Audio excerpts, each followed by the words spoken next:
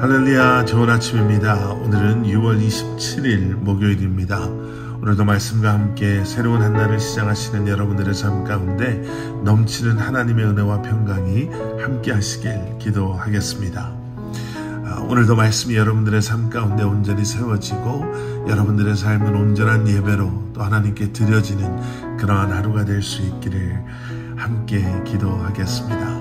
자, 오늘 우리에게 주시는 하나님의 말씀은 열왕기하 4장 18절부터 37절까지의 말씀입니다.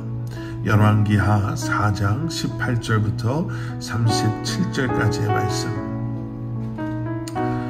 엘리사가 말한 대로 엘리사를 정성껏 섬겼던 수넴 여인이 아들을 낳게 됩니다. 그리고 세월이 지나면서 오늘 본문 18절의 말씀을 보시면 이 아이는 건강하게 자라게 되죠. 그런데 어느 날 갑자기 아버지에게 머리가 아프다라고 말하면서 어머니 무릎에서 갑자기 죽게 됩니다. 오늘 본문 19절과 20절의 말씀입니다. 그의 아버지에게 이르되 내 머리야 내 머리야 하는지라 그의 아버지가 사환에게 말하여 그의 어머니에게로 데려가라 하며 20절 말씀.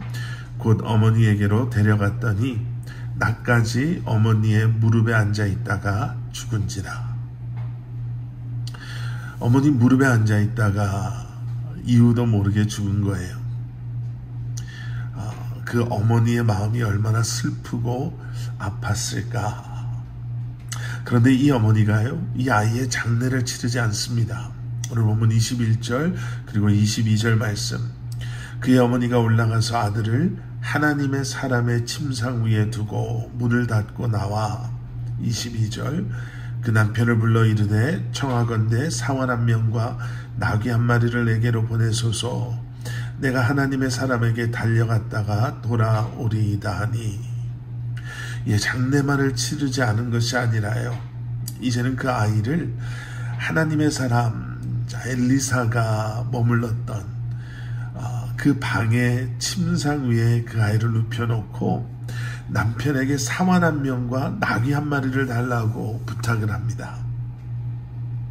남편이 말려도 그 남편에게 평안을 비나이다 라고 인사하고 떠나죠. 그리고 엘리사가 자기를 향해 오고 있는 이 여인을 보게 됩니다. 그래서 자기의 사환 게하시를 내보내지요. 게하시가 나와서 이 여인에게 묻습니다. 26절 말씀.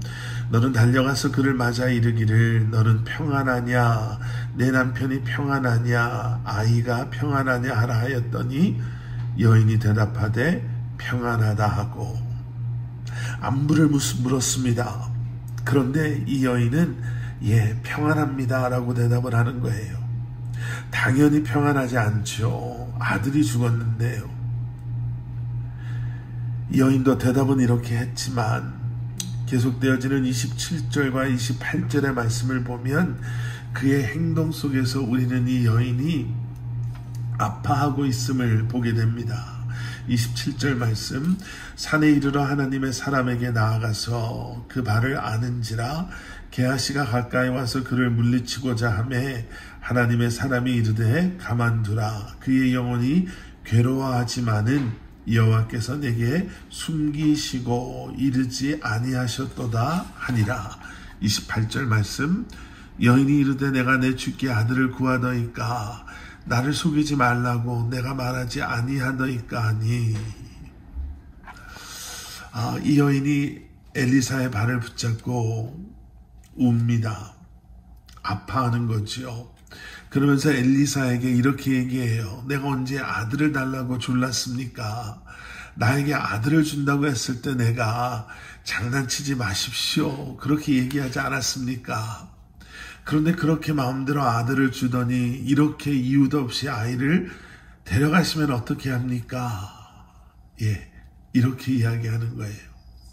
그 말을 듣고 엘리사가 게하시에게 자기의 지팡이를 가져다가 아이의 얼굴에 올려놓으라 라고 말합니다. 그런데 이 여인은 그것으로 만족하지 않습니다. 30절 말씀. 아이의 어머니가 이르되 여호와께서 살아계심과 당신의 영혼이 살아계심을 두고 맹세하노니 내가 당신을 떠나지 아니하리이다. 엘리사가 이에 일어나 여인을 따라가니라. 엘리사가 같이 가야 한다라는 거예요. 그래서 엘리사는 이 여인과 함께 이 여인의 집에 갑니다. 게하시가 지팡이를 놓았을 때에는 아이가 살아나지 않아요. 그런데 엘리사가 그 아이에게 올라가니 그 아이가 살아나게 됩니다.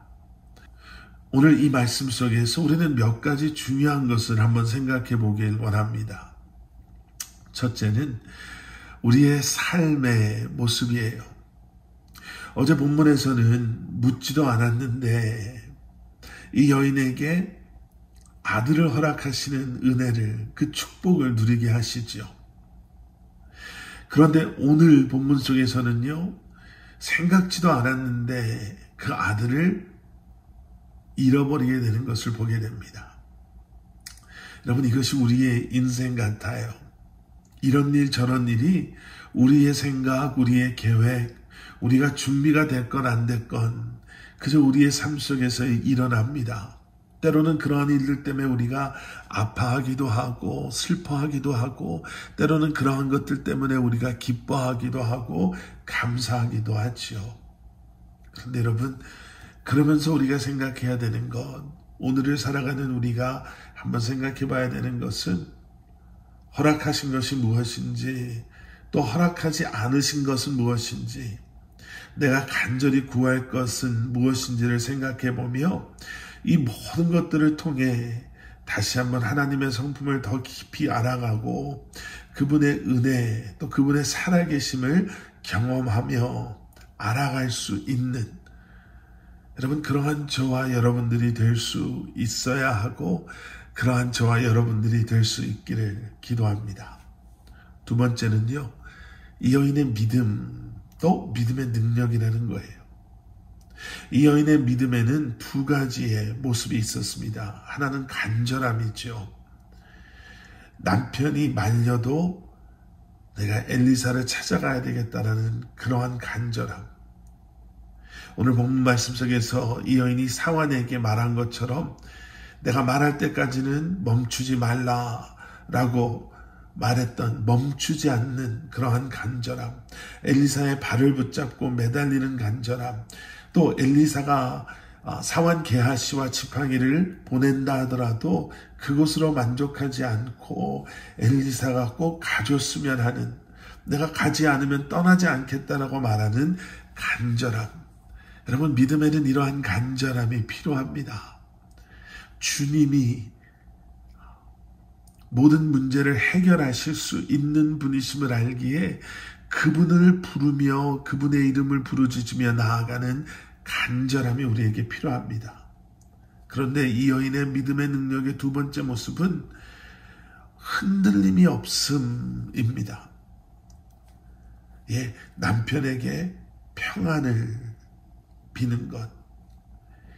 엘리사의 사환 게하시가 안부를 물었을 때 평안합니다 라고 말할 수 있었던 그러한 흔들리지 않는, 요동치 아니하는 모습.